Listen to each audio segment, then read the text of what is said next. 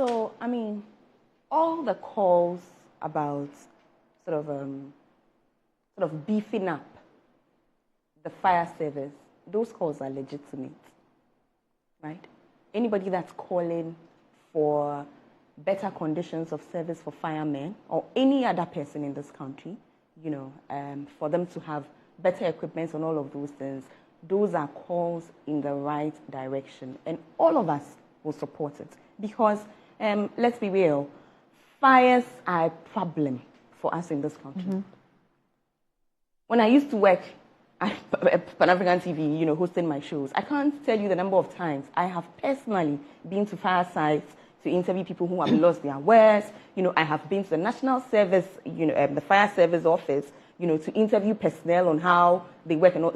So, I mean, it's almost become perennial where every year we need to deal with fires. Kumasi is right for it. Accra is right for it. We all want it to go away. So let's establish that premise to start with. And guess who knows this more than everybody else? It's the regional minister. When was he appointed? And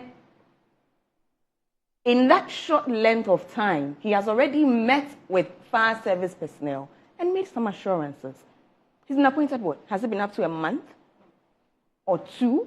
And already the man has moved to that situation already. And this is not me saying it. This is the PRO saying it, that he met us, he made this promise, he hasn't fulfilled it. He hasn't fulfilled it. He's being criticized for not fulfilling a promise he made in his month of being regional minister. When you were PRO for how many months under a previous administration, you didn't make noise, you didn't think that there was need to make noise then to get things done. Somebody has been, appointed in less than a month or two. He's already made promises to you. He's come to you. He's met you on his own volition. Let's put all of that aside. Now let's come to the substantive issues. This is an emergency situation. Mm-hmm. Every second counts. People's wares are burning. People are watching their livelihoods burn to ashes right in front of their eyes. The man is there in person. Listen to what he said, his exact words. He said, if there's water in it, why are you not moving? Because he had been assured that there was water in there. Now, if anybody had told him that there's no water in it, what would he say? And we all heard him. It's been reported. Every news item I've paid attention to reported those exact words. If there's water in it, why is it still there? And this is, I would be upset with this regional minister if in the face of this he stood idle or he stayed calm. Oh, I would be upset with him. I would be. So since he took office, there's two sides of him I've noticed. He has a fun side, which sometimes I see videos of him on social media, walking in a very funny manner, and they're giving him fun, they're throwing him funds, and he's dancing to it. And it's like he's a people's person. There's the other side of him that I also see, that he's an underground man. He's always in the field, checking one or two. And one thing he's also been commended for is being able to drag at least 3 top ministers to his region to solve a problem. At least the energy minister has gone there. The lands and natural resources minister has gone there. And then there's another one. There's a third one. I can't easily recall. But he's been commended for being quite proactive with his work. I'm not sure exactly what went wrong as far as this fire thing when he was standing there, Nothing went wrong. Yeah. Nothing went wrong. He reacted like a human being, which is what leaders need to be, to feel for their people, to realize when it's not playtime as usual. And that was read differently by the fire service. If we are bonding, as the original ministers, we are bonding and having, a nice time. That's fine. There's a fire, a raging fire, a fire that we all thought had been consumed hours earlier. He's there and he's realizing that, wait a minute, no, the fire is still raging. It's still ongoing.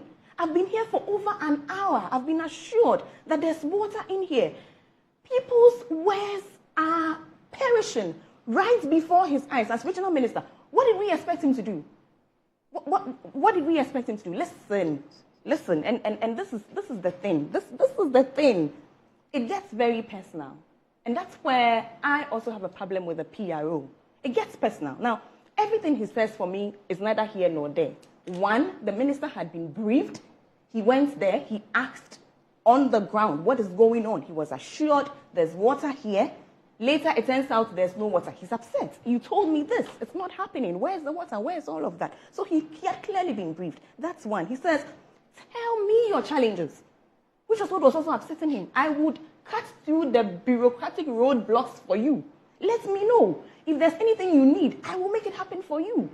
He had said this, and he says this on tape. I said, I've been asking you, what are the challenges? Let me help you. Tell me. But if you don't tell me, and the problem persists, that's problematic. Now, let's.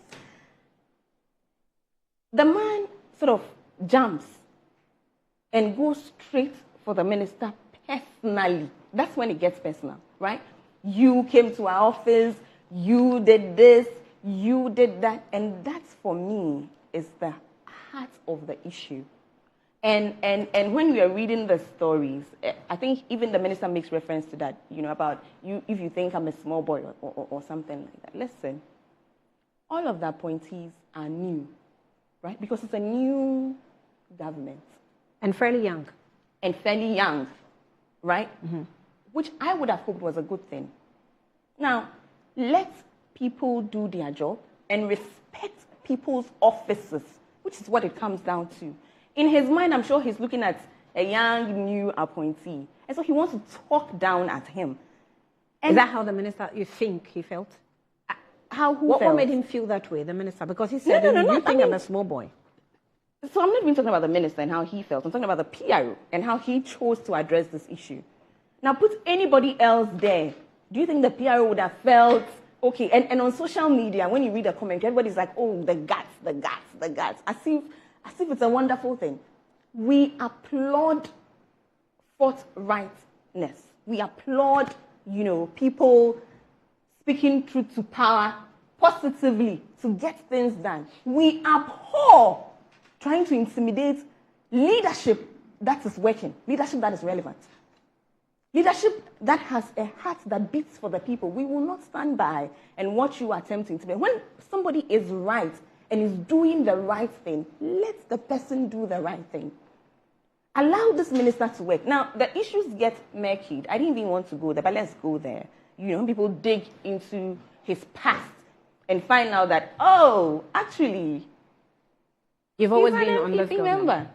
This is somebody that has used his social media page to constantly berate the personality of our current president, to constantly berate, everything that the NDC does. Then it raises questions about your reasoning and your approach and how you chose to exercise so do you your mandate. There could have been a deliberate attempt to leave the fire raging? I will not take it that far. Oh, that would be too cruel. I will not do that. I can't think of why anybody would want to do that. That would be too cruel. So no, I will be gracious and say that, no, I won't take it that far. However, listen, it's important for everybody to appreciate that it's a new era. We do things differently this time. And for everybody that holds any kind of public position, it's important that you realize that your first priority is to the Ghanaian, not party, not your personal feelings. Not, I wanted NPP to win, so if this one is in office, every chance I get, let me talk down at them and make them look bad. That will not help anybody. Put your politics aside and work like a Ghanaian. Feel like a Ghanaian. I want to ask the question, where is his priority? Is it to the people whose things are burning? Is it to everything that is, look at that fire. And you are upset with the minister who wants to make sure that we quench the fire. I mean, come on. Come on. Let me have it here. Did the shouting please help us with our... Did the shouting, did they quench the fire? So if you are at a scene of a frustrated situation of that that's where I'm starting. That's where I'm starting. So you agree with a fire service official that shouting doesn't quench fire? It doesn't quench fire. So Ekia speaks about the minister sort of what's the word I was looking for? Sort of strolling in his Land Cruiser, and all of that. Well, the PRO to Alex, and this is somebody that I personally know. I know him personally. also was sitting in the comfort of his home in Accra making statements. He was nowhere near Kumasi. How about that? So in the scheme of... Yes, the man we've been talking to, he was not in Kumasi. He was in Accra. He was in Accra. He was in Accra. So if you're going to criticize the minister for coming in his car, well, the PRO was sitting in Accra in his home like the rest of us, you know, also making comments when he wasn't on the ground, like the minister was actually on the ground dealing with the situation. Now, the video that you played, it's unfortunate. It's unfortunate that they were attacking the firefighters. And we all saw in the video, people stop the people who were attacking the firefighters because Ghanaians are more sophisticated now. We appreciate issues, you know, better now. So yes, there were a few unscrupulous people who made attempts at going for the firefighters. But there were also, even in the video that you showed, look at the video that you are watching, there were also people on the grounds who also stopped the people who were trying to attack the firefighters. You know, so let's put everything in its context. Also, and I wish I had found that video for you so you could play. There are videos of traders who also made to attack the regional minister, who also attempted to attack the regional minister because they were also upset with the regional minister. I haven't seen that. I have, and Ikea has. Ikea has seen that video. So let's. Okay, what was their problem? I mean, they felt he was responsible for what was happening, and rightly so. He's the minister. Oh, he was responsible because of the doom saw situation. Yeah, they just felt he was responsible. Everybody is venting, right? So let's appreciate that. Now, the issue for me, and this is what the minister kept repeating, is and I hate to sound and oversimplify the issue. It's about lying, really, essentially, is what the minister was saying. You told me there's water in this thing, which is what we see the guy apologize for. On the video that he played, he apologized to the minister for telling him that there was water in the fire tender. But could there was no water in the fire tender. Could he have done it any better? I can understand. Could the minister have done it any better? Could he have put up maybe... I am not one to police people on their behavior, emotions, and especially how they carry out their mandates, their given mandates. When this water situation happened in the Volta region, and we had our minister now for tourism, the Honorable Ablaji Fagoma, she cried on camera, and people were laughing at her. Oh, look at her. I was like, no. I am not one to do that. You don't know how I feel. Do you understand what I'm saying? So I will not sit here and police how the regional minister was feeling in that moment and how he chose to express how he was feeling. That is not arrogance. That is somebody that was feeling for his people. Now, let's talk about arrogance. Arrogance would be asking chiefs to stand up when they see you coming. In Ghana. That is arrogance. That is arrogance. This is not arrogance. This is people's things are burning. Can we get a move on? Can we quickly act? And you see also, sometimes it's not the absence of, it's just how you move. This morning, before I came here, I went through Pan-African TV and I nearly shouted because the show is about to start, you know, and I see people walking about. It's the how, right? Can you show me, even in how you move, that you appreciate that there's a fire region and people's things are burning? Can you let me see that you feel for the situation as it is happening? And for me, perhaps that was his frustration. He had been there over an hour. There's no water. You know, there are people moving about like we do in Ghana. Sometimes you expect to see urgency. You expect to see people act like they know what is happening. And everybody is calm. And like Ikea was saying, chill, you know, cool, acting like, oh, people's things are burning. Oh, okay. No, that's not what that's not what she's saying. No, that sounds like saying exactly that what she was saying. doesn't quench fire. But you see, shouting gets things done. Shouting gets things done. Sometimes you need to put a little fire. Excuse my saying it literally, on the behinds of some people to get things done. Sometimes you need to. What were you rather going to say? I don't like laughing in this instance. This is a serious thing. No, seriously, I find absolutely nothing wrong with the minister expressing how he felt in the moment. Now, the PRO is wrong, and let's tell him he's wrong, because this is not how you deal with an issue like this. First of all, as PRO for fire service, let me see that you empathize with the people whose things are burning. That should be your concern. In all of your public expressions and public whatever, let your focus be where it's important, what is needed. So for you, coming to attack the regional minister is more important than dealing with the situation as is. I don't know if you understand what I'm saying. Yeah, but where's your priority? But that probably is dependent on the line of questioning of the journalist that interviewed him. Ekia speaks about morale. What would energize people more than to see a leader who himself is energized? As a fire, if I were on the ground and I see a minister that walks in and is calm, my minister walks in calmly. Oh, what's going on? And that's exactly the kind of attitude that I would have too. But if I see a minister coming, hey, what's happening? And for me, that would boost morale. That's what would tell everybody that, hey, let's act like we know what's happening. And I have to say this.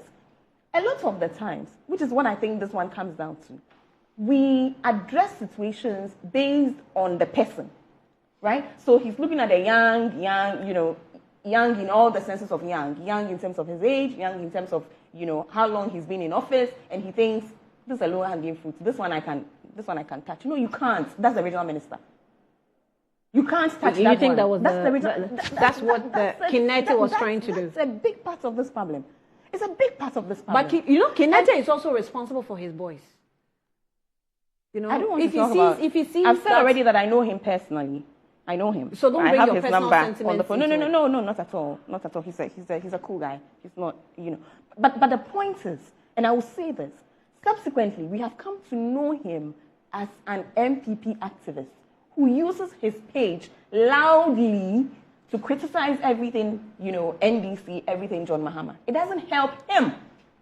It doesn't help him to then do what he was doing. You're saying this in the interest. Actually, let me finish. In the interest of his role, it is important for him to appreciate that when you have that bias, and I will never sit here and use his political affiliation against him. Why? If he's NPP, what's wrong? It's okay. We all can't be from one party. Good on him that he has a political party. That's fine. But once you know your bias, let it guide you. Let your bias guide you when you are serving. You think it influenced him in his this case? His bias clearly influenced him. And now look at how he's come and embarrassed himself. You have to let your bias guide you. Once you know that you are NPP and you know that by default, you have a default setting that is against the government and default setting that is against everything that the government does. Check yourself. Check yourself, or we will check you.